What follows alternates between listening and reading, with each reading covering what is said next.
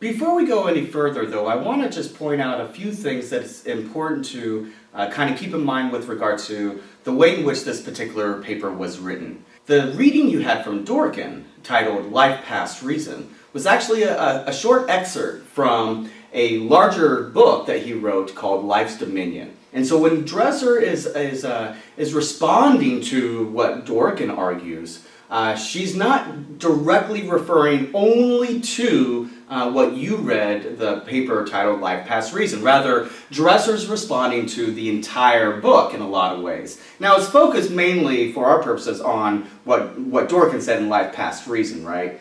But there are some points and some other aspects that go beyond that particular reading that involve Dworkin's larger project. But we're going to focus primarily on the Margot case.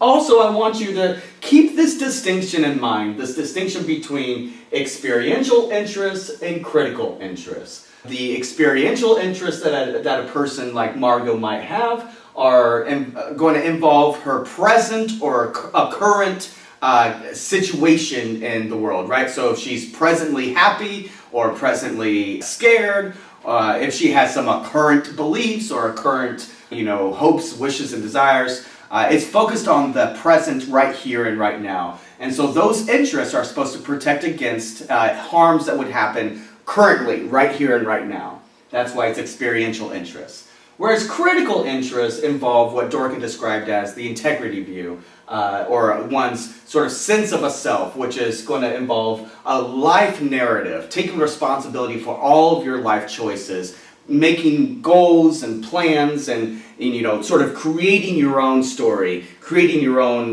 life narrative, right? And so if you have that kind of critical interest, then it's not focused merely on your present situation, and instead it's going to involve your whole entire life. So it's going to be, those sort of interests are going to involve, what you want to do 20 years from now, as well as who you were in the past. So that's a really important distinction to kind of keep in mind. What Dresser does is she uses this distinction in a lot of ways to argue against what Dworkin says. The other thing that I want to kind of keep in mind here is that, Dresser does a really excellent job of sort of summarizing a lot of what Dworkin says. And so if you struggled in the Dworkin reading at all, you might go and just pay close attention to the first part of Dresser's paper. Because, again, she just does a really excellent job of summarizing much of what Dworkin was trying to say. And the other reason why I want to call that to your attention is I'm not going to go back through and lecture on what Dresser says in that first part of the paper, because, we've already covered that in a previous lecture. But I do want to return to the case of Margot.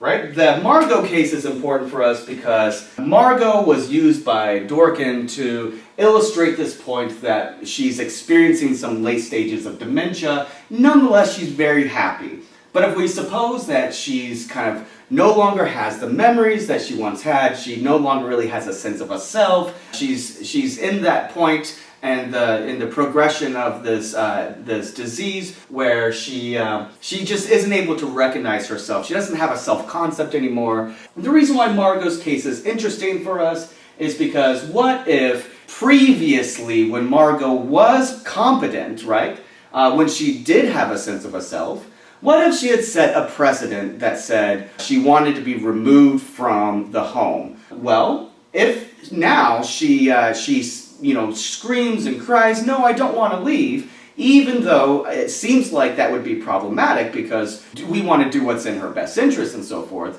Nonetheless, if she set that precedent saying she wanted to be removed from the house and where she could be better cared for and so forth, well, according to the precedent view of autonomy, we should remove her from the house.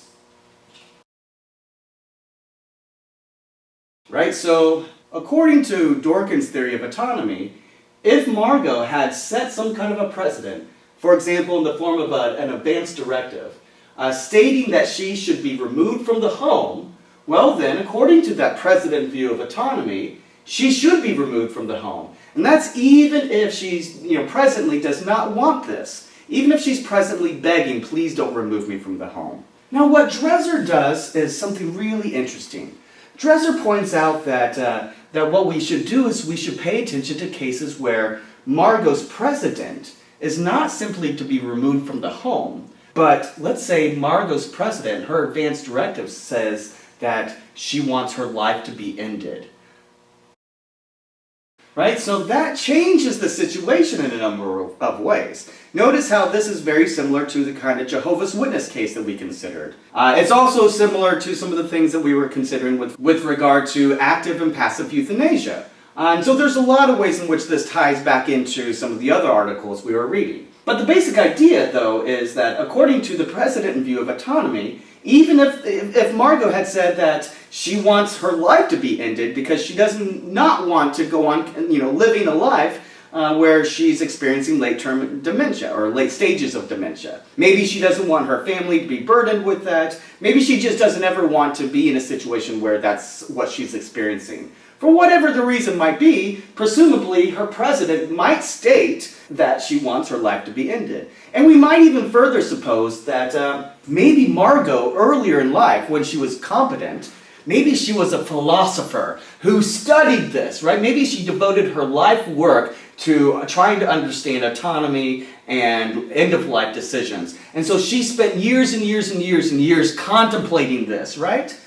So even if we suppose that sort of situation where, she spends her life work trying to make a decision on what to do, and ultimately she sets a precedent for her life to be ended if she's experiencing late stages of dementia, well, according to the precedent view of autonomy, that's what we should do, because we should respect her critical interests, not simply her experiential interests. And that would be the case even if Margot was screaming and crying, "No, don't kill me. I don't want you to kill me. I've changed my mind." And so that seems like a really intuitively difficult case. Nonetheless, it looks like the precedent view of autonomy would say, no, we need to kill her in this situation. And so that just seems very, very problematic.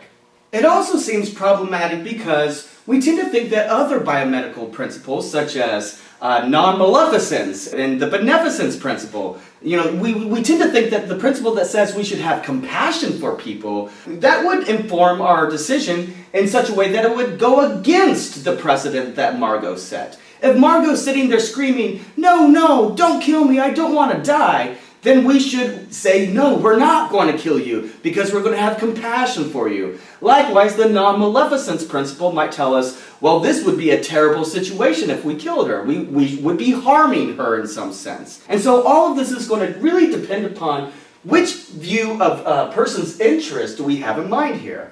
Are we going to look at her critical interest, or are we going to look at Margot's experiential interest? Which interest is going to be more important? The interest involved in her current experience, what she's currently going through when she's screaming and shouting, no, don't kill me.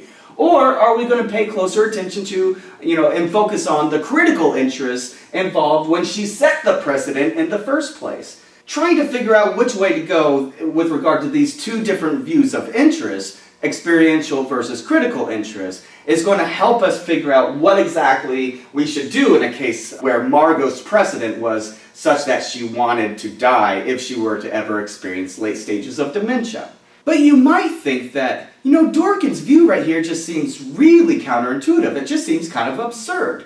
But Dworkin's going to actually try to argue that it's the principle of beneficence and non-maleficence that tells us that the precedent view of autonomy is the correct view of autonomy. And so what we're going to do next is we're going to try to cash out what exactly the argument that Dworkin offers here. And once we've done that, then we can go on to some of the other points that Dresser makes to try to show that there are really some crucial inconsistencies involved in Dworkin's theory of autonomy. And so that's what we're going to do next.